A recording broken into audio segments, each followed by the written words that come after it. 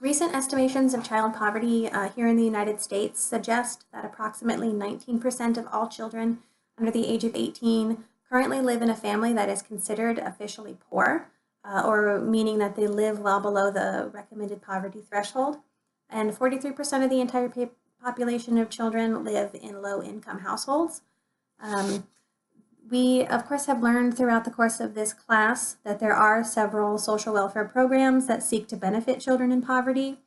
These include temporary assistance for needy families, the SNAP program, Earned Income Tax Credit, and WIC, just to name a few.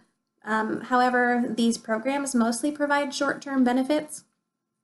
Therefore, my desired approaches to this social problem are more focused on long-term goals that can aid in ending the vicious cycle of poverty, which I believe begins with our young children so that they may grow up and take control over their circumstances, which of course poverty is one of those circumstances that no one can really control as an individual, especially as a young child.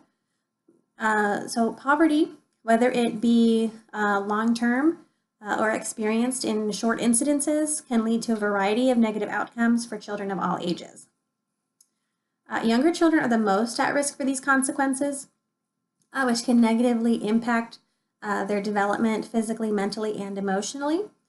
A common occurrence that I found in my research that poor children often face is the added stress on their family and their home life. Such circumstances can lead to parents and caregivers being unable to provide an adequate environment for healthy development. So my suggested approach to this is to, supplement this potentially negative environment with a more positive one through implementing more early education programs that support more preventative efforts and to make these attainable for all families with young children. These programs would focus on things like social skill building, self-care, and of course age-appropriate developmental skills. Such programs, I believe, can promote resiliency and healthy coping mechanisms needed for early childhood development, and they should be available in any child care as well as school setting. So older children, especially those who have spent a lot of time living in poverty, are the most at risk for perpetuating the poverty cycle. Therefore, more intervention methods are necessary, in my opinion.